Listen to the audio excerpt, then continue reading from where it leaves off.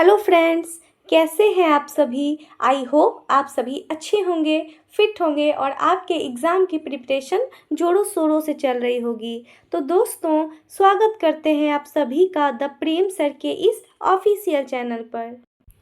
आज के इस सेशन में हम आपके लिए लेकर आए हैं BHIC 113 भारत का इतिहास 8।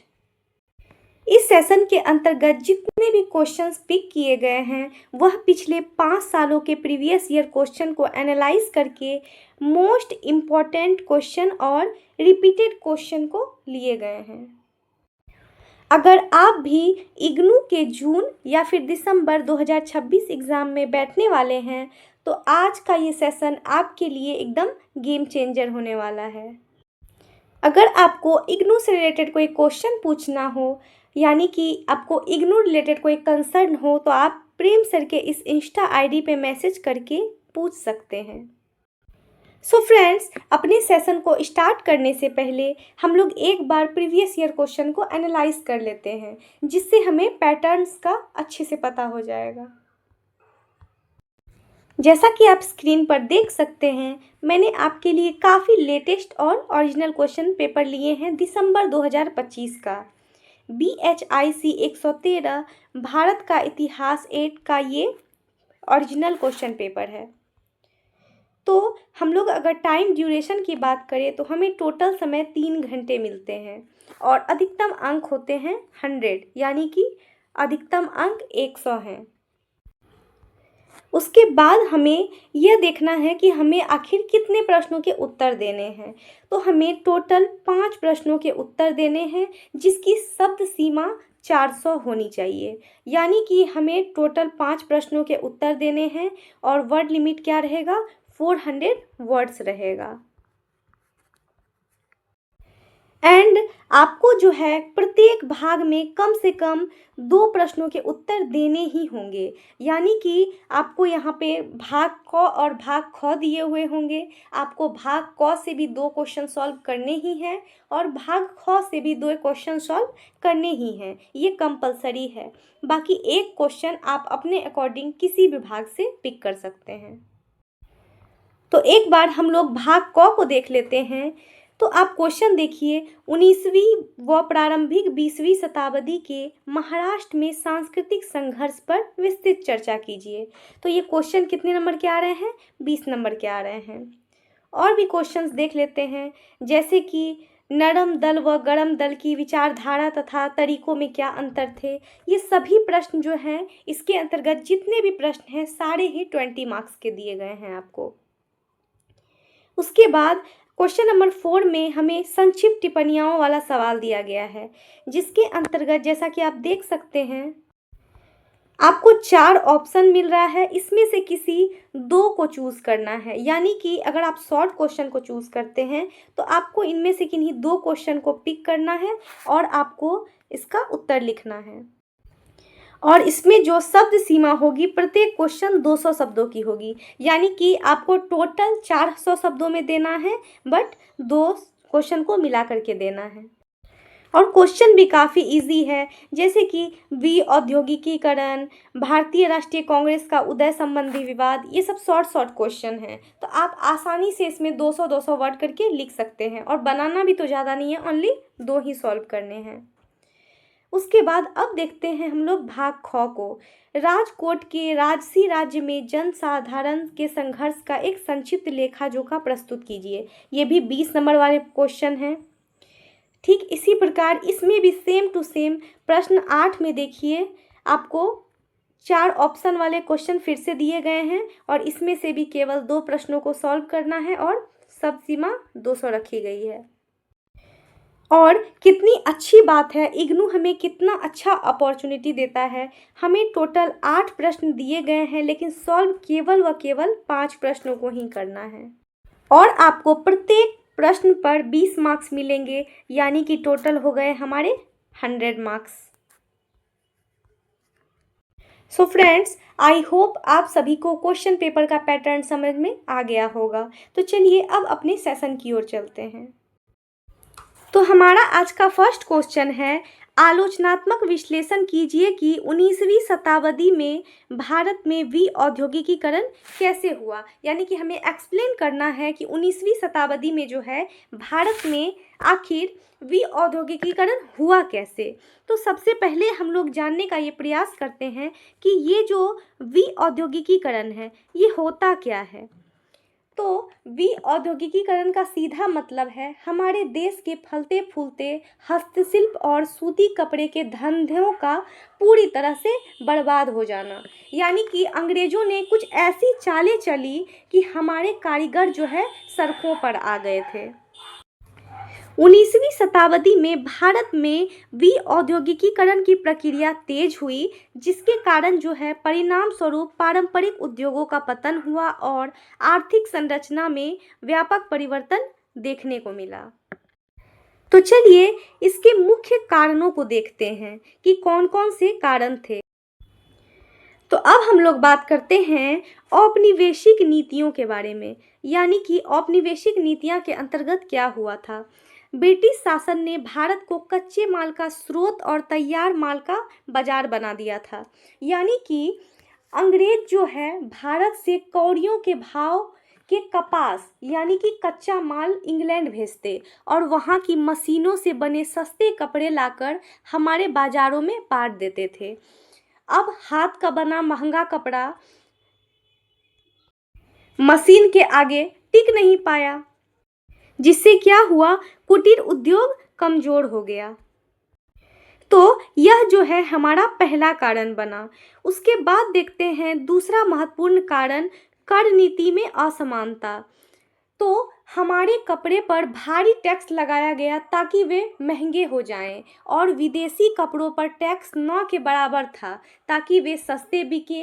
इस भेदभाव ने हमारी कमर जो है तोड़ के रख दी थी और अंततः क्या हुआ, भारतीय उत्पाद अंतर्राष्ट्रीय और स्थानीय बाजार में प्रतिस्पर्धा नहीं कर सके।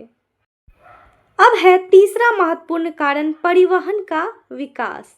यानी कि अंग्रेजों ने जो रेल चलाई उससे उनका मैनचेस्टर का माल भारत के सुदूर ग्रामीण क्षेत्रों तक भी पहुंचने लग गया, जिससे क्या हुआ, बचे कुचे स्थानीय बाजार भी खत्म हो गए। उसके बाद है चौथा महत्वपूर्ण कारण कारीगरों की स्थिति। यानी कि धंधा चौपट होने के कारण कारीगर बेकार हो गए और पेट भरने के लिए कृषि की ओर मुड़ने लगे। इससे क्या हुआ, जमीन पर बोझ बढ़ा और देश में गरीबी फैल गई।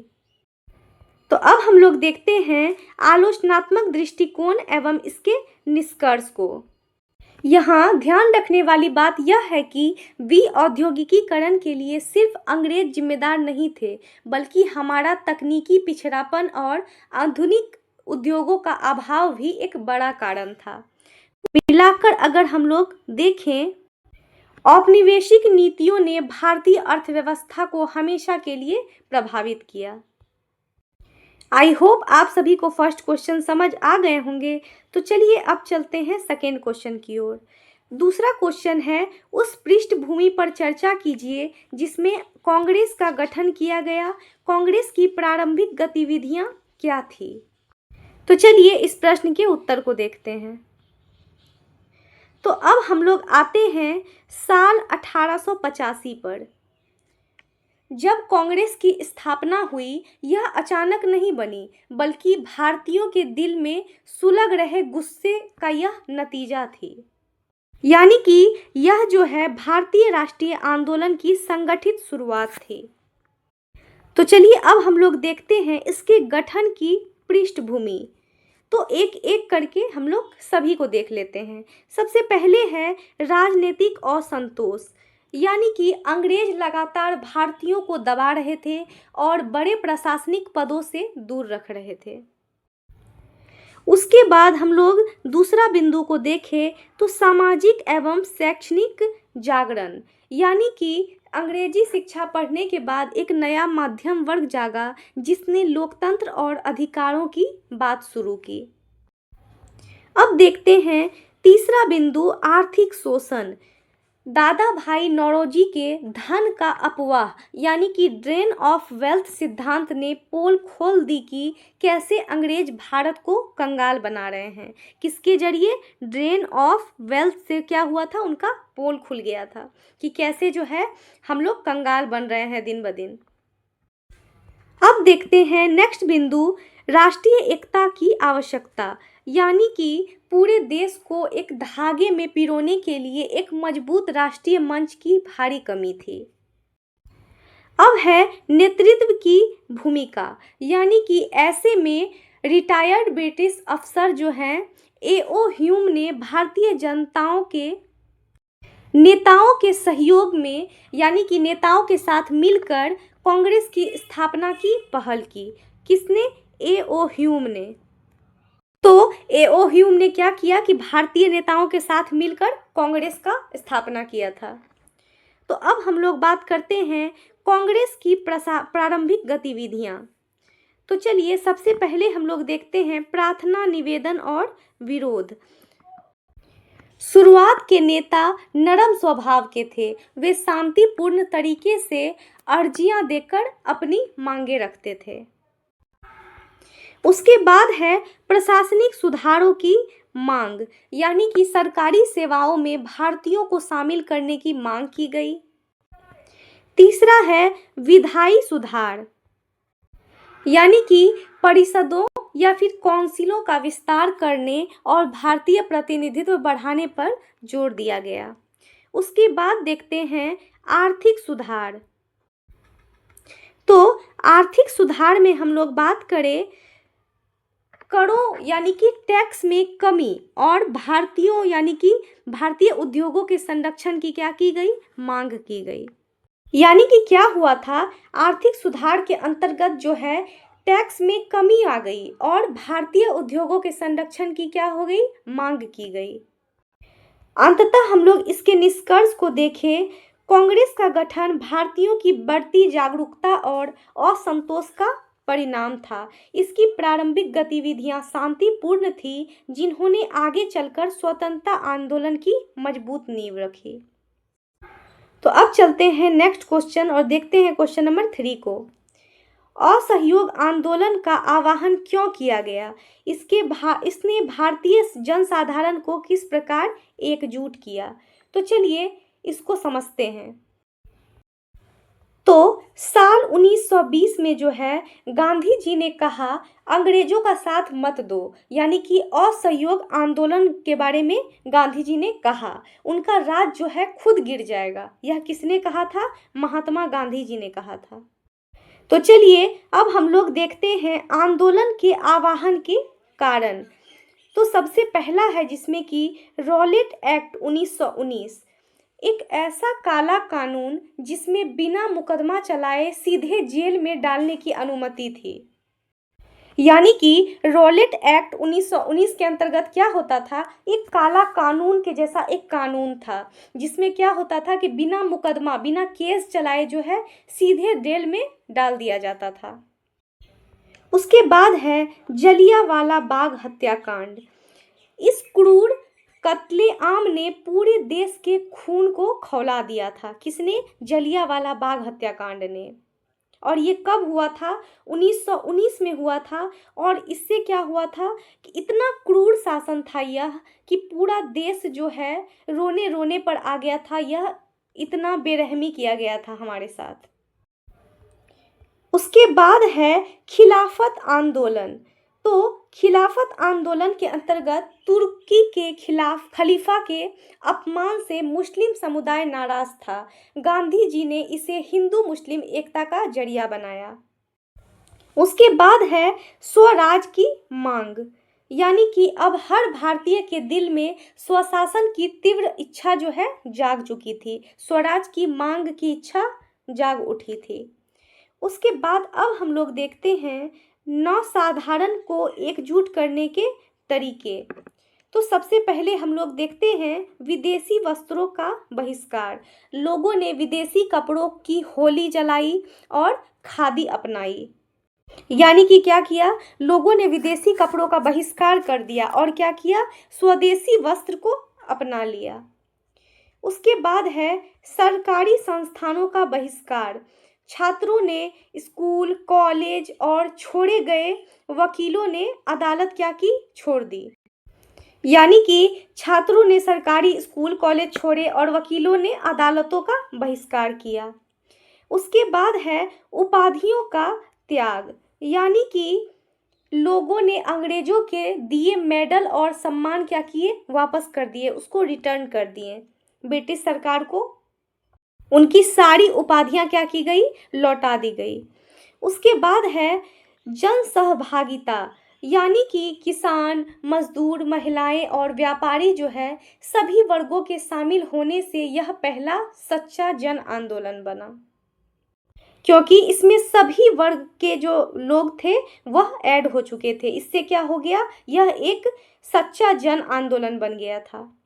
अंततः इसके निष्कर्ष की बात करें तो इस प्रकार असहयोग आंदोलन ब्रिटिश दमन के विरोध में शुरू हुआ और इसने जो है विभिन्न वर्गों को जोड़कर भारतीय राष्ट्रीय आंदोलन को व्यापक जनाधार प्रदान किया। अब आते हैं नेक्स्ट क्वेश्चन और देखते हैं क्वेश्चन नंबर 4 को। मॉन्टेग्यू चेम्सफोर्ड सुधारों के माध्यम से प्रशासन में कौन से बड़े बदलाव किए गए? तो चलिए इस प्रश्न के उत्तर को देखते हैं। तो सबसे पहले हम लोग बात करते हैं वर्ष 1919 में अंग्रेज का एक नया कानून लाया गया जिसे कि मॉन्टेग्यू चेम्सफोर्ड सुधार कहते हैं। यह जो है सिर्फ भारतीयों को शांत करने का एक दिखावा था। तो अब हम लोग बात करते हैं इसके मुख्य बदलाव के बारे में। तो सबसे पहले इसमें देखते हैं द्वैध शासन की स्थापना, यानी कि डायरची की स्थापना। तो इसमें जो है प्रांतों में शासन को 2 भागों में बांटा गया। कितने भागों में बांटा गया? 2 भागों में बांटा गया। सबसे पहला था हस्तांतरित विषय जिसमें कि शिक्षा और स्वास्थ्य था, और दूसरा था आरक्षित विषय यानी कि राजस्व और पुलिस। तो हस्तांतरित विषय में क्या हुआ? शिक्षा, स्वास्थ्य यानी कि भारतीय मंत्रियों को मिले पर बिना जो है बजट के, यानी कि शिक्षा और स्वास्थ्य जो मिले थे यह भारतीय मंत्रियों को मिले थे पर बिना बजट के मिले थे। वहीं आरक्षित विषय जो है राजस्व और पुलिस को सीधे अंग्रेज गवर्नर के पास रहे, यानी कि राजस्व और पुलिस जो थे गवर्नर के अधीन थे। उसके बाद दूसरा है विधायी परिषदों का विस्तार। तो केंद्रीय और प्रांतीय स्तर पर सीटों की संख्या क्या की गई? बढ़ाई गई, इंक्रीज की गई। उसके बाद देखते हैं भारतीयों की भागीदारी में वृद्धि। कुछ हद तक भारतीयों को शासन में शामिल किया गया। उसके बाद है पृथक निर्वाचन प्रणाली। फूट डालने के लिए अलग अलग समुदायों को अलग प्रतिनिधित्व दिया गया। एवं अब देखते हैं सीमित उत्तरदायी शासन, यानी कि जिम्मेदारी तो दी गई पर वास्तविक शक्ति अभी भी ब्रिटिश अधिकारियों के पास ही रही। अंततः हम लोग निष्कर्ष की बात करें तो इसका यह निष्कर्ष निकला, प्रशासन में कुछ परिवर्तन अवश्य किए परंतु यह सीमित और अपूर्ण सुधार थे। भारतीयों को वास्तविक सत्ता नहीं मिली और इसलिए जो है इनकी व्यापक आलोचना भी हुई थी। तो अब देखते हैं क्वेश्चन नंबर 5 को। 20वीं सदी के पहले भाग में साहित्य ने राष्ट्रवादी भावनाओं को किस प्रकार उजागर व प्रतिबंधित किया? तो चलिए इस प्रश्न के उत्तर को देखते हैं।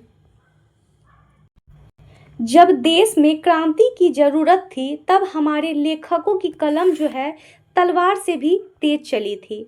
यानी कि 20वीं सदी के प्रारंभिक दौर में साहित्य ने भारतीय समाज में राष्ट्रवादी भावनाओं को जागृत करने और उन्हें व्यापक रूप से फैलाने में महत्वपूर्ण भूमिका निभाई।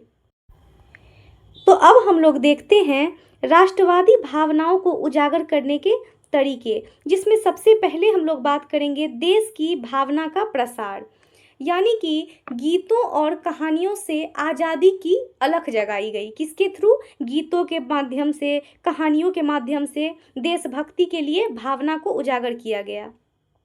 दूसरा है राष्ट्रीय प्रतीकों का निर्माण, यानी कि लेखकों ने भारत को माता के रूप में, यानी कि भारत माता के रूप में प्रस्तुत किया, जिससे क्या हुआ, लोगों के मन में भावनात्मक रूप से जुड़ाव उत्पन्न हो गया। उसके बाद अब है औपनिवेशिक शासन की आलोचना, यानी कि साहित्य के जरिए अंग्रेजों के शोषण और अत्याचारों की जो पोल थी वह खुल गई। साहित्य में ब्रिटिश शासन के शोषण और अत्याचार क्या हो गए, उजागर हो गए थे, जिससे क्या हो गई, जन चेतना बढ़ गई। उसके बाद है स्थानीय भाषाओं का उपयोग, यानी कि आम बोलचाल की भाषाओं में लिखने से यह संदेश जो है सीधे आम जनता तक पहुंचा। उसके बाद है पांचवा प्रमुख साहित्यकारों का योगदान, यानी कि बंकिम चंद्र चटर्जी जो है, यानी कि बंकिम चंद्र चट्टोपाध्याय का जो वंदे मातरम और रविन्द्रनाथ टैगोर की जो रचनाएं थी, उन्होंने जो है राष्ट्रवाद को क्या की, नई दिशाएं दी। किसने किसने, वंदे मातरम के थ्रू और रविन्द्रनाथ टैगोर की रचनाओं के थ्रू राष्ट्रवाद को नया दिशा दे दिया गया। अंततः हम लोग इसके निष्कर्ष की बात करें तो इस प्रकार साहित्य ने राष्ट्रवादी विचारों को जन जन तक पहुंचाकर स्वतंत्रता आंदोलन को मजबूत आधार प्रदान किया और लोगों को एकजुट करने में महत्वपूर्ण भूमिका निभाई। तो चलिए अब चलते हैं नेक्स्ट क्वेश्चन और देखते हैं क्वेश्चन नंबर 6 को। अहिंसा व धर्म के विशेष संदर्भ में गांधी जी की विचार पद्धति का विश्लेषणात्मक लेखा जोखा प्रस्तुत कीजिए। तो चलिए इस प्रश्न के उत्तर को देखते हैं। गांधी जी की पूरी राजनीति नैतिकता और सत्य पर टिकी हुई थी।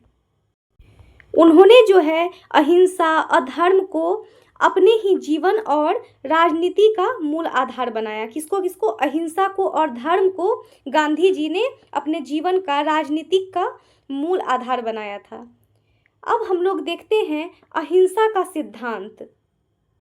गांधी जी के लिए अहिंसा का मतलब सिर्फ मार पिटाई न करना नहीं है, बल्कि मन, वचन और कर्म से भी किसी को कष्ट न पहुंचाना था। उनका सत्याग्रह इसी आत्मबल पर टिका था, यानी कि उनका मन में ये था कि किसी को मन से, वचन से और कर्म से जो है किसी को कष्ट ना पहुंचे। यानी कि यह जो है केवल शारीरिक हिंसा का अभाव नहीं था, बल्कि सबके लिए सोचा गया एक बहुत अच्छा सा माध्यम था।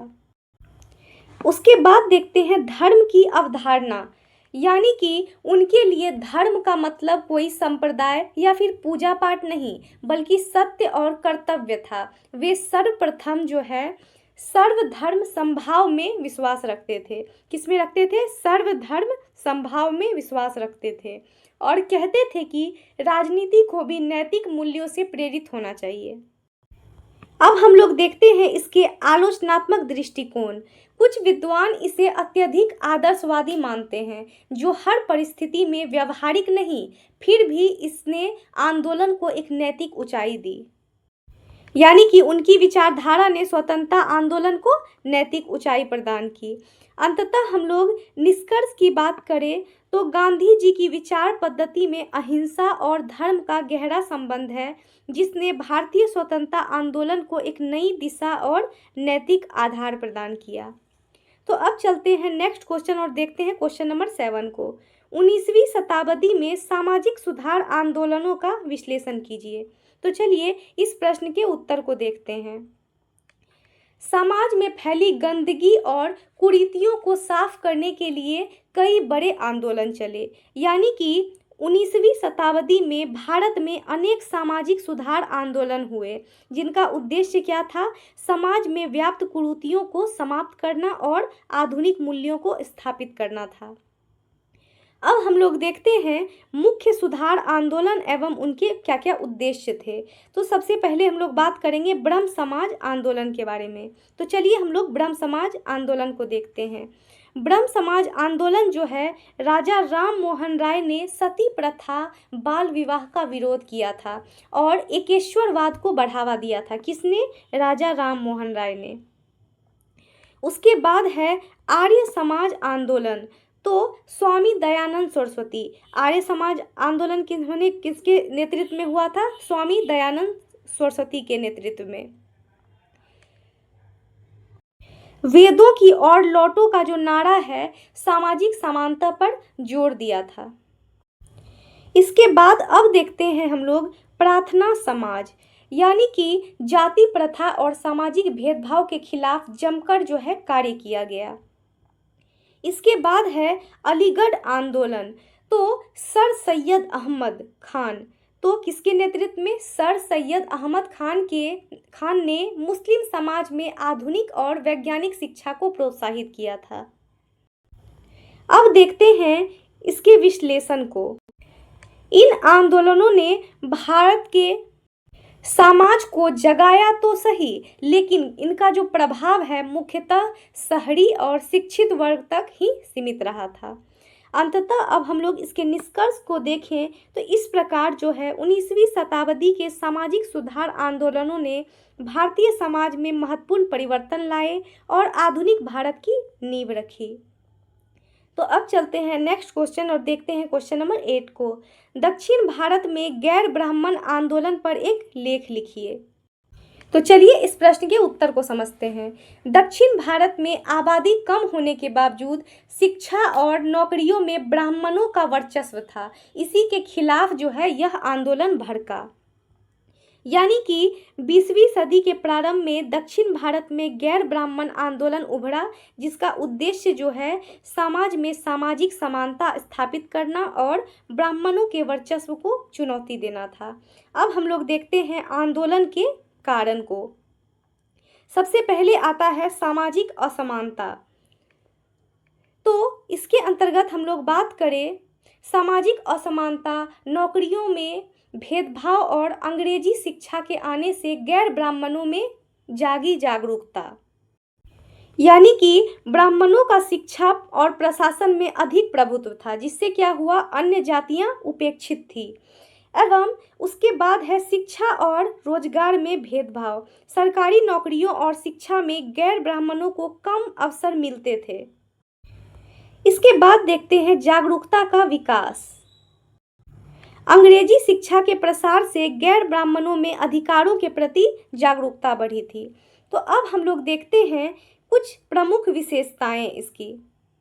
सबसे पहले है जस्टिस पार्टी का गठन, जो कि 1916 में हुआ था। जस्टिस पार्टी का गठन कब हुआ था? 1916 में।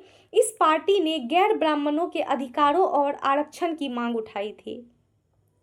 उसके बाद है स्वाभिमान आंदोलन। तो रामास्वामी नायकर पेरियार ने यह आंदोलन चलाया था। यानी कि स्वाभिमान आंदोलन जो है रामास्वामी नायकर पेरियार ने जातिगत भेदभाव को मिटाने के लिए यह आंदोलन चलाया था। उसके बाद देखते हैं सामाजिक सुधार, यानी कि जाति प्रथा और अंधविश्वास के खिलाफ खुलकर आवाज़ उठाई गई थी।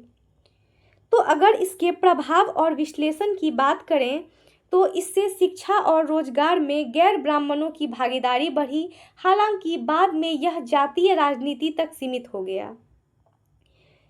इसका निष्कर्ष को देखें तो गैर ब्राह्मण आंदोलन ने दक्षिण भारत में सामाजिक परिवर्तन लाने और समानता स्थापित करने में महत्वपूर्ण भूमिका निभाई। अब देखते हैं क्वेश्चन नंबर 9 को। सविनय अवज्ञा आंदोलन की पृष्ठभूमि पर चर्चा कीजिए। इस आंदोलन के क्या परिणाम थे? तो यह आंदोलन जो है गांधी जी की प्रसिद्ध दांडी यात्रा और नमक कानून को तोड़ने से शुरू हुआ था।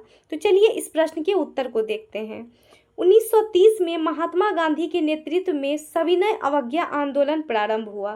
कब? 1930 में, और महात्मा गांधी के नेतृत्व में। इसका जो मुख्य उद्देश्य था ब्रिटिश शासन के अन्यायपूर्ण कानूनों को शांतिपूर्ण उल्लंघन करना था। यानी कि ब्रिटिश शासन के द्वारा जो हम लोग के साथ अन्याय किया जा रहा था उसको शांति के थ्रू, यानी कि बिना कोई लड़ाई पिटाई, बिना कोई मारपीट के उसको ठुकरा देना। तो चलिए अब हम लोग देखते हैं इसके पृष्ठभूमि, यानी कि इसके कारण को। तो सबसे पहले है साइमन कमीशन 1927। तो इस आयोग में जो है कोई भी भारतीय सदस्य नहीं था, जिससे कि व्यापक असंतोष फैला। उसके बाद है नेहरू रिपोर्ट 1928 की अस्वीकृति। यानी कि क्या किया गया, ब्रिटिश सरकार ने भारतीय मांगों को नज़रअंदाज कर दिया, जिससे कि निराशा काफ़ी ज़्यादा बढ़ गई।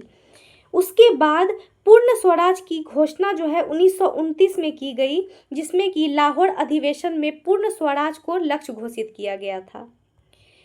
अब देखते हैं नमक कानून को। तो ब्रिटिश सरकार द्वारा लगाया गया नमक कर जो है अन्यायपूर्ण था, जिसके विरोध में गांधी जी ने आंदोलन शुरू किया था। अब देखते हैं हम लोग आंदोलन के परिणाम। तो सबसे पहला है जन आंदोलन का रूप, यानी कि यह जो है एक देशव्यापी जन आंदोलन बना था। यह आंदोलन पूरे देश में फैल गया और विभिन्न वर्गों की व्यापक भागीदारी हुई। उसके बाद है ब्रिटिश सरकार पर दबाव, यानी कि ब्रिटिश सरकार घबरा गई और उसे जो है गोलमेज सम्मेलन बुलाना पड़ गया। यानी कि आंदोलनों के कारण जो है ब्रिटिश सरकार को गोलमेज सम्मेलन आयोजित करना पड़ा था। उसके बाद है दमन और गिरफ्तारी, यानी कि सरकार ने दमन चक्र चलाकर हजारों लोगों को गिरफ्तार कर लिया। यानी कि सरकार ने कठोर दमन नीति अपनाई और हजारों लोगों को गिरफ्तार कर लिया। इसके बाद देखते हैं राष्ट्रीय चेतना का विकास। तो जनता के भीतर राष्ट्रीय चेतना और आज़ादी का डर जो है हमेशा के लिए खत्म हो गया। अंततः इसके निष्कर्ष को देखें तो सविनय अवज्ञा आंदोलन ने भारतीय स्वतंत्रता संग्राम को नई दिशा दी और ब्रिटिश शासन के खिलाफ जन संगठन को मजबूत किया था। तो अब चलते हैं नेक्स्ट क्वेश्चन की ओर और देखते हैं क्वेश्चन नंबर 10 को। प्रांतीय स्वायत्तता के विशेष संदर्भ में भारत सरकार अधिनियम 1935 पर चर्चा कीजिए। यह अंग्रेजों द्वारा लाया गया सबसे बड़ा संवैधानिक सुधार था, जिसका मकसद राज्यों को थोड़ी आज़ादी देना था। तो चलिए इस प्रश्न के उत्तर को देखते हैं। 1935 का भारत सरकार अधिनियम ब्रिटिश शासन द्वारा लागू सबसे व्यापक और संवैधानिक सुधार था। इसका जो उद्देश्य था भारतीयों को प्रशासन में अधिक भागीदारी देना और प्रांतीय स्वायत्तता की स्थापना करना था। तो अब हम लोग सबसे पहले देखते हैं प्रांतीय स्वायत्तता की विशेषताएं, जिसमें सबसे पहला आता है द्वैध शासन का अंत। तो अब है द्वैध शासन का अंत। 1919 के अधिनियम में लागू द्वैध शासन यानी कि डायरची को समाप्त कर दिया गया और प्रांतों को अधिक स्वतंत्रता दी गई। उसके बाद है उत्तरदायी सरकार की स्थापना। प्रांतों में उत्तरदायी शासन की शुरुआत हुई, जिसमें कि मंत्री परिषद विधायिका के प्रति जो है उत्तरदायी बना। फिर आते हैं गवर्नर की विशेष शक्तियां। हालांकि स्वायत्तता दी गई, फिर भी गवर्नर को विशेष अधिकार प्राप्त थे, जिससे कि वह प्रशासन में हस्तक्षेप कर सकता था।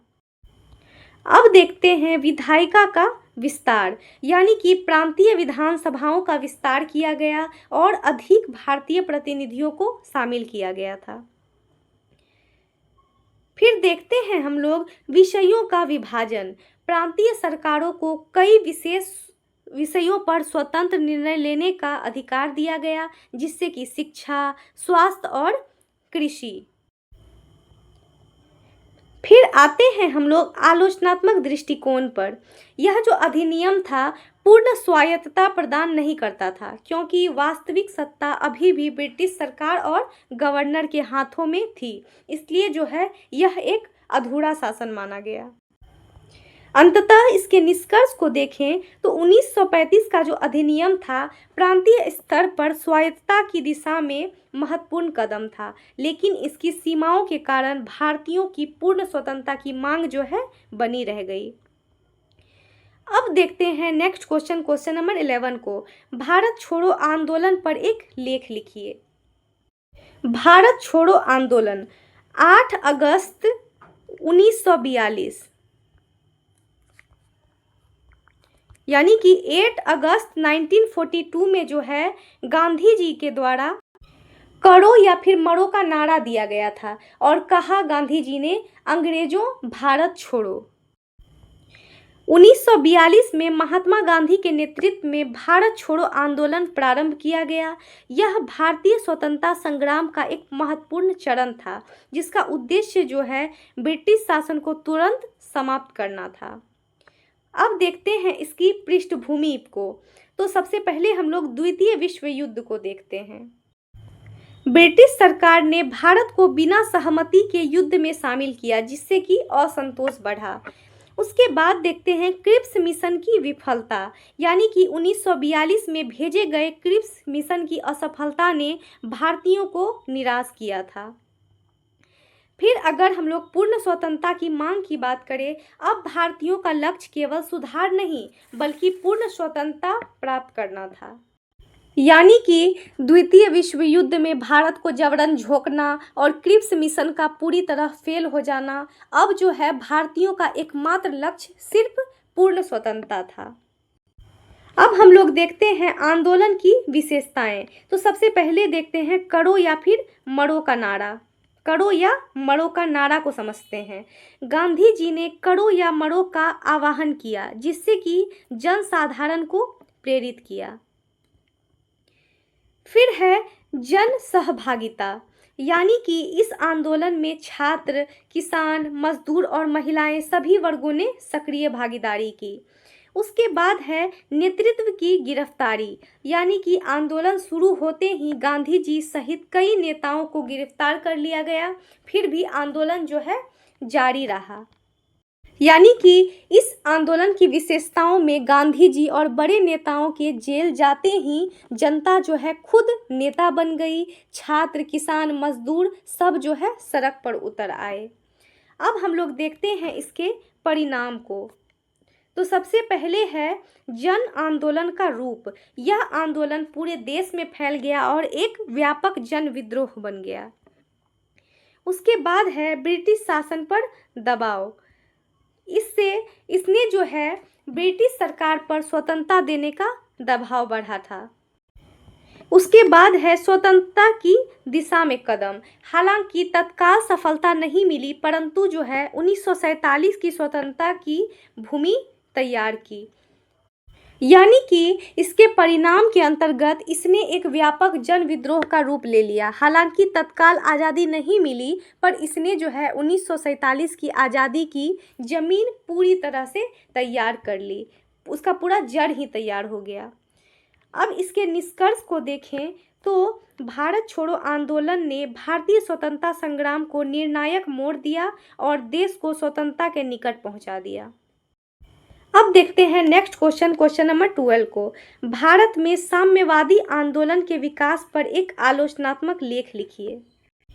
यह आंदोलन रूस की क्रांति से प्रेरित था, जिसका मुख्य फोकस मजदूर और किसान थे। भारत में साम्यवादी आंदोलन का उदय जो है 20वीं सदी के प्रारंभ में हुआ। इसका उद्देश्य था श्रमिकों और किसानों के हितों की रक्षा करना तथा सामाजिक आर्थिक समानता स्थापित करना। अब देखते हैं विकास के प्रमुख चरण। तो सबसे पहले हम लोग प्रारंभिक चरण को देख लेते हैं। तो M.N. रॉय ने भारत में साम्यवादी विचारों के प्रसार में महत्वपूर्ण भूमिका निभाई। 1920 ईस्वी में कम्युनिस्ट पार्टी की स्थापना की दिशा में प्रयास शुरू हो गए। उसके बाद आते हैं संगठित आंदोलन का विस्तार। 1925 में कानपुर में कम्युनिस्ट पार्टी ऑफ इंडिया यानी कि CPI की स्थापना हुई। CPI यानी कि कानपुर में कम्युनिस्ट पार्टी ऑफ इंडिया की 1925 में स्थापना की गई थी। इससे क्या हुआ, मजदूर आंदोलनों और ट्रेड यूनियनों को संगठित किया। इसके बाद है श्रमिकों और किसान आंदोलन। साम्यवादियों ने मजदूर हड़तालों और किसान आंदोलनों के माध्यम से जो है शोषण के खिलाफ आवाज़ उठाई थी। फिर है स्वतंत्रता आंदोलन की भूमिका। साम्यवादी आंदोलन ने ब्रिटिश विरोधी संघर्ष में भाग लिया, लेकिन इसकी स्थापना रणनीतियां जो है कभी कभी राष्ट्रीय आंदोलन से भिन्न रही थी। अब देखते हैं हम लोग इसके आलोचनात्मक दृष्टिकोण को। सबसे पहले सकारात्मक पक्ष को देखते हैं। इस आंदोलन ने श्रमिक अधिकारों, सामाजिक न्याय और वर्ग को चेतना को बढ़ावा दिया था। फिर इसकी सीमाओं की बात करें तो यह आंदोलन आंतरिक मतभेदों, वैचारिक विभाजन और विदेशी विचारधारा पर निर्भरता के कारण कमजोर हुआ। इसके निष्कर्ष की बात करें तो भारत में साम्यवादी आंदोलन ने सामाजिक और आर्थिक न्याय की दिशा में महत्वपूर्ण योगदान दिया, लेकिन अपनी सीमाओं के कारण जो है यह व्यापक जन समर्थन हासिल नहीं कर सका। अब देखते हैं नेक्स्ट क्वेश्चन नंबर 13 को। भारत में उपनिवेशवाद के सामाजिक आर्थिक प्रभाव का आलोचनात्मक परीक्षण कीजिए। यानी कि अंग्रेजी राज ने भारत को पूरी तरह बदल कर रख दिया। इसके प्रभाव जो हैं किस किस प्रकार से हैं हमें उसको देखना है। तो भारत में उपनिवेशवाद के आगमन ने सामाजिक और आर्थिक संरचना में गहरे परिवर्तन किए। ब्रिटिश शासन ने एक ओर आधुनिक संस्थाओं की शुरुआत की तो दूसरी ओर क्या हुआ, व्यापक शोषण भी किया। तो इसके अगर आर्थिक प्रभाव की बात करें तो सबसे पहले देखते हैं धन का अपवाह, यानी कि ड्रेन ऑफ वेल्थ। भारत से निरंतर धन का विदेशों में प्रवाह हुआ, जिससे कि अर्थव्यवस्था क्या हो गई, पूरी तरह से कमजोर हो गई। उसके बाद है विऔद्योगिकीकरण। पारंपरिक उद्योगों का पतन हुआ और भारत कच्चे माल का आपूर्ति बन गया। भारत जो है क्या बन गया, आपूर्तिकर्ता बन गया कच्चे मालों का।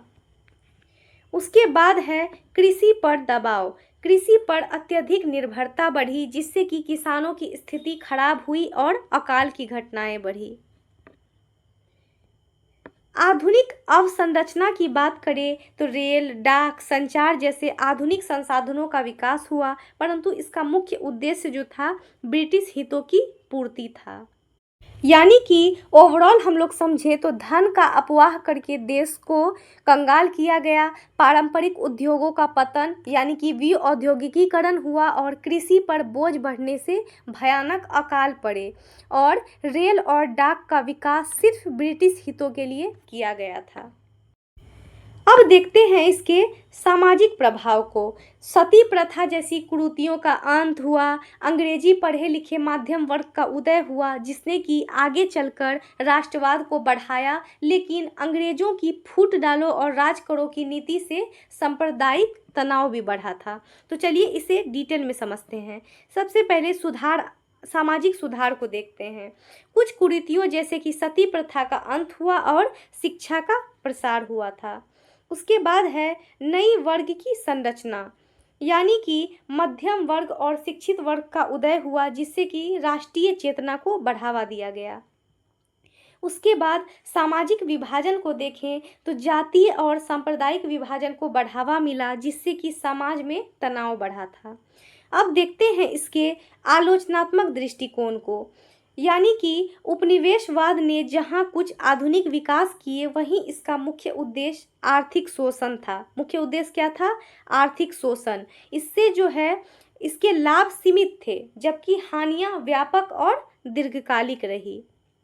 अंततः इसके निष्कर्ष को देखें तो भारत पर उपनिवेशवाद का प्रभाव मिश्रित था, परंतु समग्र रूप से यह नकारात्मक और शोषणकारी सिद्ध हुआ था। अब आते हैं नेक्स्ट क्वेश्चन और देखते हैं क्वेश्चन नंबर 14 को। भारतीय राष्ट्रीय कांग्रेस के गठन की प्रक्रिया पर विस्तृत चर्चा कीजिए। यानी कि कांग्रेस की स्थापना कैसे हुई, इसकी पूरी टाइमलाइन को समझना है हमें। तो चलिए इस प्रश्न के उत्तर को देखते हैं। भारतीय राष्ट्रीय कांग्रेस का जो गठन है 1885 में हुआ था, जो भारत के राष्ट्रीय आंदोलन का प्रमुख संगठन बना, और इसका जो मुख्य उद्देश्य था भारतीयों को एक संगठित राजनीतिक मंच प्रदान करना था। अब बात करते हैं इसकी गठन की प्रक्रिया के बारे में। तो सबसे पहले देखेंगे प्रारंभिक राजनीति संगठनों की भूमिका। कांग्रेस से पहले इंडियन एसोसिएशन जैसे संगठन सक्रिय थे, जिन्होंने एक राष्ट्रीय मंच की जमीन तैयार की थी, एक बेस तैयार किया था। उसके बाद है A.O. ह्यूम की पहल, यानी कि इस रिटायर्ड अंग्रेज अधिकारी ने देश के बिखरे हुए नेताओं को एक साथ लाने का प्रयास किया था। किसने? A.O. ह्यूम ने।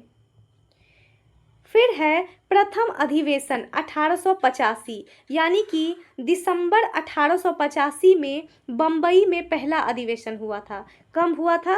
दिसंबर 1885 में बम्बई में पहला अधिवेशन हुआ था, प्रथम अधिवेशन, जिसकी अध्यक्षता जो है WC बनर्जी, और इसमें जो है 72 प्रतिनिधियों ने भाग लिया था। तो प्रथम अधिवेशन की अध्यक्षता किसने की थी? WC बनर्जी ने की थी। उसके बाद देखते हैं उद्देश्य और स्वरूप। शुरुआत में इसका मकसद केवल राष्ट्रीय एकता को बढ़ाना और शांतिपूर्ण ढंग से अपनी मांगे रखना था। उसके बाद देखते हैं इसके विश्लेषण को। कांग्रेस का गठन एक क्रमिक प्रक्रिया का परिणाम था, जिसमें कि शिक्षित मध्यम वर्ग की महत्वपूर्ण भूमिका रही। प्रारंभ में इसकी नीति मध्यमार्गी और संवैधानिक सुधारों तक सीमित थी। इसके निष्कर्ष की बात करें तो चलिए इसके निष्कर्ष को देखते हैं। भारतीय राष्ट्रीय कांग्रेस का गठन भारतीयों की बढ़ती राजनीतिक चेतना और एकता की आवश्यकता का परिणाम था, जिसने कि आगे चलकर स्वतंत्रता आंदोलन को क्या की? दिशा दी। अब चलते हैं नेक्स्ट क्वेश्चन और देखते हैं क्वेश्चन नंबर 15 को। गदर आंदोलन का एक संक्षिप्त लेखा जोखा प्रस्तुत कीजिए। यानी कि यह उन जाबांज प्रवासियों की कहानी है जो अमेरिका और कनाडा में रहकर भी भारत की आज़ादी के लिए लड़ रहे थे। तो चलिए इस प्रश्न के उत्तर को देखें। तो गदर आंदोलन 20वीं सदी के प्रारंभ में शुरू हुआ। कब हुआ था? 20वीं सदी के प्रारंभ में। और यह एक क्रांतिकारी आंदोलन था, जिसका उद्देश्य था भारत को ब्रिटिश शासन के सशस्त्र क्रांति के माध्यम से मुक्त कराना। हम लोग देखते हैं इसकी उत्पत्ति और पृष्ठभूमि। तो इस आंदोलन की जो शुरुआत है 1913 में अमेरिका में रहने वाले भारतीय प्रवासियों की द्वारा की गई थी। तो अब हम लोग देखते हैं इसकी मुख्य विशेषताओं को। सबसे पहले बात करते हैं क्रांतिकारी विचारधारा। गदर आंदोलन ने हिंसात्मक क्रांति के माध्यम से स्वतंत्रता प्राप्ति का मार्ग अपनाया। उसके बाद है प्रचार और संगठन। गदर नामक अखबार के माध्यम से देशभक्ति और विद्रोह का संदेश जो है फैलाया गया था। फिर हम लोग बात करते हैं प्रथम विश्व युद्ध का अवसर, यानी कि आंदोलनकारियों ने प्रथम विश्व युद्ध के दौरान ब्रिटिश शासन के खिलाफ विद्रोह करने की योजना बनाई। यानी कि ओवरऑल बात करें तो इनका मानना था कि सशस्त्र क्रांति यानी कि बंदूक की लड़ाई से ही आज़ादी मिलेगी। प्रथम विश्व युद्ध के दौरान इन्होंने भारत आकर क्या किया? विद्रोह करने का प्लान बनाया था। अंततः इसके निष्कर्ष को देखें, यद्यपि गदर आंदोलन तत्काल सफल नहीं हुआ, फिर भी इसने भारतीय स्वतंत्रता संग्राम में क्रांतिकारी भावना को मजबूत किया और भविष्य के आंदोलनों को प्रेरणा दी। इसके बाद हम लोग देखते हैं नेक्स्ट क्वेश्चन नंबर 16 को। गांधीवादी विचारधारा की मुख्य विशेषताओं का आलोचनात्मक परीक्षण कीजिए। गांधी जी के विचार आज भी दुनिया के लिए एक गाइड बुक की तरह है। तो चलिए इसको आंसर को डिटेल में समझते हैं। महात्मा गांधी जी गांधीवादी विचारधारा सत्य, नैतिकता और मानवीय मूल्यों पर आधारित है। इसका उद्देश्य जो है सामाजिक, राजनीतिक और आर्थिक जीवन में न्याय और समानता स्थापित करना था। तो अब हम लोग देखते हैं इसकी प्रमुख मुख्य विशेषताओं को। तो चलिए एक एक करके देखते हैं। सबसे पहले है सत्य और अहिंसा। गांधी जी ने सत्य और अहिंसा को जीवन का मूल आधार माना। उनके अनुसार जो है अहिंसा एक सक्रिय शक्ति है जो अन्याय के विरुद्ध संघर्ष का प्रभावी साधन है। उसके बाद है सत्याग्रह। तो सत्याग्रह के माध्यम से उन्होंने जो है अन्यायपूर्ण कानूनों का शांतिपूर्ण विरोध किया, जिसमें कि आत्मबल और नैतिक शक्ति का प्रयोग होता है। उसके बाद देखते हैं सर्वधर्म समभाव, यानी कि गांधी जी सभी धर्मों के प्रति समान सम्मान में विश्वास रखते थे और समाज में धार्मिक सहिष्णुता को बढ़ावा देते थे। वहीं अगर हम लोग स्वदेशी और आत्मनिर्भरता की बात करें तो उन्होंने जो है स्वदेशी को अपनाने और आत्मनिर्भरता पर जोर दिया, जिससे कि स्थानीय उद्योगों का विकास हो सके। एवं ग्राम स्वराज में गांधी जी ने ग्राम स्वराज की अवधारणा दी, जिससे कि गाँव को आत्मनिर्भर और स्वशासी बनाने पर बल दिया गया। यानी कि इनकी मुख्य विशेषताओं में सत्य और अहिंसा को जीवन का मूल आधार मानना, शांतिपूर्ण विरोध के लिए सत्याग्रह का उपयोग करना, सभी धर्मों का सम्मान यानी कि सर्वधर्म समभाव रखना और खादी और स्वदेशी को अपनाकर आत्मनिर्भर बनना, गांव को मजबूत करने के लिए ग्राम स्वराज की बात करना इनकी प्रमुख विशेषताएं थी। तो अब हम लोग देखते हैं इसके आलोचनात्मक दृष्टिकोण को। तो चलिए इसको समझते हैं। कुछ लोग जो है इसे आज के मशीनी युग में अत्यधिक आदर्शवादी और अव्यावहारिक मानते हैं, फिर भी इसकी नैतिक प्रासंगिकता जो है आज भी उतनी ही मजबूत है। अब आते हैं नेक्स्ट क्वेश्चन, देखते हैं क्वेश्चन नंबर 17 को। 1920 व 1930 के दशकों में कृषक आंदोलनों की वृद्धि पर संक्षिप्त में चर्चा कीजिए। इन दो दशक 1920 व 1930 में किसानों का गुस्सा 7वें आसमान पर था, जिसके कारण जो है हम लोग आगे चर्चा करते हैं। तो 1920 और 1930 के दशकों में भारत में कृषक आंदोलनों में उल्लेखनीय वृद्धि है।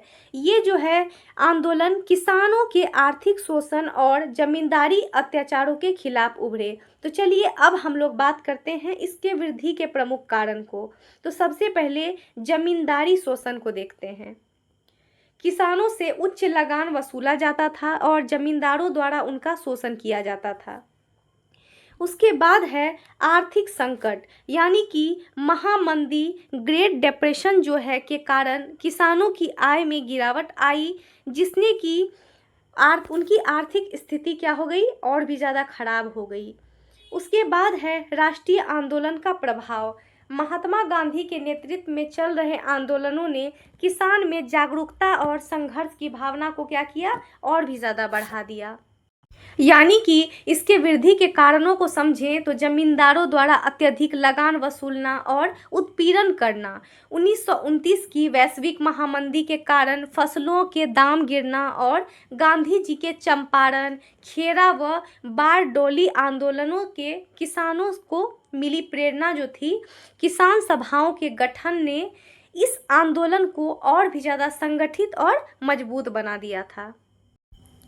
अब देखते हैं प्रमुख कृषक आंदोलन, जिसमें हम लोग सबसे पहले बात करते हैं चंपारण आंदोलन 1917।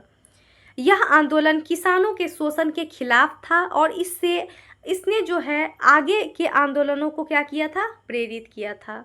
उसके बाद है खेरा और बारडोली आंदोलन। इन आंदोलनों में किसानों ने करों के खिलाफ विरोध किया और सफलता को प्राप्त किया। उसके बाद देखते हैं किसान सभाओं का गठन। विभिन्न क्षेत्रों में किसान सभाओं का गठन हुआ, जिससे कि आंदोलन जो है अधिक संगठित हुआ। अतः इसके निष्कर्ष को देखें तो 1920 से 1930 के दशक में कृषक आंदोलनों की वृद्धि ने किसानों में संगठन और जागरूकता को बढ़ाया और स्वतंत्रता आंदोलन को मजबूत आधार प्रदान किया। सो फ्रेंड्स, अभी तक हमने लॉन्ग क्वेश्चंस को कवर कर लिया है। तो अगर आप इस नोट्स को परचेस करना चाहते हैं तो हमारे वीडियो के डिस्क्रिप्शन में आपको व्हाट्सएप नंबर मिल जाएगा, आप मैसेज करके PDF परचेस कर सकते हैं। तो अब चलते हैं हम लोग शॉर्ट नोट्स यानी कि संक्षिप्त टिप्पणियों को देखते हैं और एक एक करके इसे भी हम लोग ओवरव्यू समझ लेंगे। तो सबसे पहले हम लोग बात करते हैं EV रामास्वामी नायकर के बारे में। इन्हें जो है पेरियार कहा जाता है। इन्होंने दक्षिण में जातिवाद के खिलाफ आत्मसम्मान आंदोलन चलाया और महिलाओं के अधिकारों पर जोर दिया। इसके बाद है बंगाल का विभाजन। 1905 में लॉर्ड कर्जन ने बंगाल विभाजन कैसे किया था, फूट डालो और राज करो। तो 1905 में जो लॉर्ड कर्जन ने फूट डालो और राज करो के लिए बंगाल को बांटा, जिसके विरोध में स्वदेशी आंदोलन चला और 1911 में इसे क्या करना पड़ा, रद्द करना पड़ गया। यानी कि जन विरोध के कारण जो है 1911 में यह विभाजन रद्द कर दिया गया। उसके बाद देखते हैं खिलाफत आंदोलन को। तुर्की के खिलाफ खलीफा के समर्थन में अली बंधुओं द्वारा चलाया गया आंदोलन, जिसे कि गांधी जी ने असहयोग आंदोलन से जोड़कर हिंदू मुस्लिम एकता की मिसालें पेश की थी। फिर देखते हैं हम लोग कांग्रेस में उदारवादी व उग्रवादी विचारक। तो उदारवादी जैसे कि गोखले शांतिपूर्ण और संवैधानिक सुधार चाहते थे, जबकि उग्रवादी जैसे कि तिलक जो है सीधे संघर्ष और स्वराज की मांग करते थे। यानी कि यहाँ पे दो धाराएं थी, एक उदारवादी और दूसरा उग्रवादी। अब हम लोग बात करते हैं स्वदेशी आंदोलन के बारे में। तो 1905 के बंगाल विभाजन के विरोध में जो है यह आंदोलन शुरू हुआ था, जहां विदेशी सामानों का बहिष्कार कर भारतीय उद्योगों को बढ़ावा दिया गया। अब आता है भारतीय कृषि का व्यवसायीकरण। अंग्रेजों द्वारा जबरन अनाज की जगह नकदी फसल यानी कि कपास, नील, अफीम की खेती करवाना, जिससे कि देश में खाद्यान्न की कमी हुई और भयंकर अकाल पड़े। अब हम लोग बात करते हैं भगत सिंह व हिंदुस्तान समाजवादी गणतंत्रवादी संगठन के बारे में। भगत सिंह और HSRA का जो लक्ष्य था सशस्त्र क्रांति से समाजवादी भारत बनाना। असेंबली में बम फेंककर उन्होंने बहरों को अपनी आवाज़ सुनाई और 1931 में शहीद हो गए। यानी कि 1931 में भगत सिंह राजगुरु को और सुखदेव को क्या की गई थी, फांसी दे दी गई थी। उनका जो बलिदान है युवाओं के लिए प्रेरणा बना और स्वतंत्रता आंदोलन को नई ऊर्जा मिली। अब हम लोग देखते हैं साइमन आयोग को। यह जो है 1927 में आया और सुधार आयोग जिसमें कि एक भी भारतीय नहीं था। साइमन गो बैक के नारों से इसका विरोध हुआ और इसी दौरान लाला लाजपत राय जो है शहीद हो गए थे। अब देखते हैं भारतीय राजसी नौसेना का विद्रोह। फरवरी 1946 में मुंबई में भारतीय नाविकों ने नस्लीय भेदभाव और खराब खाने के खिलाफ अंग्रेजों पर खुली बगावत की, जिसने कि अंग्रेजों को डरा दिया। इसके बाद देखते हैं हम लोग रॉलेट अधिनियम को। 1919 का काला कानून, जिसमें कि बिना वारंट या फिर मुकदमा चलाए सीधे जेल में डालने की अनुमति थी। इसी के विरोध में जो है जलियांवाला बाग हत्याकांड हुआ था। मैं इन सभी शॉर्ट क्वेश्चन में आपको MBBI पॉइंट बता दे रही हूँ, आप नोट्स परचेस करके इसे डिटेल में पढ़ ही लीजिएगा। अब देखते हैं भारत में व्यापार संघों का उदय। मजदूरों के खराब हालतों यानी कि कम वेतन, लंबे घंटे के खिलाफ जो है 1920 में अखिल भारतीय ट्रेड यूनियन कांग्रेस यानी कि AITUC की स्थापना की गई थी, जिसने जो है मजदूर वर्ग को क्या किया था, संगठित किया था। इसके बाद देखते हैं नेक्स्ट क्वेश्चन को, कांग्रेस समाजवादी दल। 1934 में जयप्रकाश नारायण और लोहिया द्वारा कांग्रेस के भीतर समाजवाद लाने और किसानों मजदूर के हक की लड़ाई के लिए बनाया गया जो दल था, कौन सा दल था, कांग्रेस समाजवादी दल। अब आते हैं देखते हैं जस्टिस पार्टी व गैर ब्राह्मण आंदोलन। 1916 में मद्रास में ब्राह्मणों के सामाजिक व प्रशासनिक वर्चस्व के खिलाफ पिछली जातियों को हक दिलाने के लिए यह पार्टी बनी थी। यानी कि जो पिछड़ी जाति थी उनको हक दिलाने के लिए जस्टिस पार्टी व गैर ब्राह्मण आंदोलन किया गया था। अब देखते हैं कांग्रेस में सूरत विभाजन। 1907 के सूरत अधिवेशन में मतभेदों के कारण कांग्रेस नरम दल और गरम दल में विभाजित हो गई। किसमें? नरम दल और गरम दल में, जिससे कि आंदोलन कुछ समय के लिए कमजोर भी पड़ गया था। अब देखते हैं गांधी इरविन समझौता को। 1931 में जो है यह समझौता हुआ, जिसके तहत गांधी जी ने सविनय अवज्ञा आंदोलन रोका और बराबरी के स्तर पर लंदन गोलमेज सम्मेलन में भाग लिए। अब बात करते हैं आज़ाद हिंद फौज के सैनिकों पर अदालती मुकदमा। यानी कि 1945 से 1946 में लाल किले में INA के अफसरों पर चला मुकदमा, यानी कि आज़ाद हिंद फौज पर INA पर मुकदमा चलाया गया था। इसके विरोध में पूरा देश सड़कों पर उतरा और अंग्रेजों को घुटने टेकने पड़े थे। अब है 19वीं शताब्दी में बंगाली साहित्य। इसे जो है बंगाल पुनर्जागरण कहा जाता है। बंकिम चंद्र यानी कि वंदे मातरम जो लिखा था बंकिम चंद्र चट्टोपाध्याय ने, और टैगोर की रचनाओं ने सामाजिक सुधार और राष्ट्रवाद को जगाया था। अब बात करते हैं मेरठ षड्यंत्र मामला। 1929 में जो है ब्रिटिश सरकार द्वारा मजदूर नेताओं और कम्युनिस्टों को डराने के लिए चलाया गया लंबा मुकदमा, जिससे कि उल्टा कम्युनिस्ट विचारधारा और तेजी से फैला था। तो इसी को क्या बोला जाता है? मेरठ षड्यंत्र मामला बोला जाता है। अब देखते हैं भारतीय संविधान में मौलिक अधिकार। तो संविधान के भाग 3 यानी कि अनुच्छेद 12 से 35 में नागरिकों को समानता, स्वतंत्रता और न्याय सुनिश्चित करने वाले अधिकार जो लोकतंत्र की आधारशिला है। यानी कि भारतीय संविधान में मौलिक अधिकार जो हैं नागरिकों को स्वतंत्रता, समानता और धर्म सांस्कृतिक अधिकार और संवैधानिक सुरक्षा प्रदान करते हैं। सो फ्रेंड्स, हमने BHIC 113 यानी कि भारत का इतिहास 8 का सारा MBBI क्वेश्चंस को कवर कर लिया है। और अगर आपको इग्नू से रिलेटेड कोई सा भी कंसर्न हो, इग्नू से रिलेटेड कोई क्वेश्चन पूछना हो, तो आप प्रेम सर के इस इंस्टा ID पे मैसेज करके पूछ सकते हैं। और आप अगर इस नोट्स को परचेस करना चाहते हैं तो हमारे वीडियो के डिस्क्रिप्शन में आपको व्हाट्सअप नंबर मिल जाएगा। आप उस पर मैसेज करके इस PDF को परचेस कर सकते हैं और अपनी प्रिपरेशन को स्ट्रॉन्ग कर सकते हैं। सो फ्रेंड्स, अगर आपको आज का ये वीडियो अच्छा लगा तो वीडियो को लाइक ज़रूर करें, और अगर आप इस चैनल पर न्यू हैं तो चैनल को सब्सक्राइब करें। Thanks for watching. Like, subscribe and share.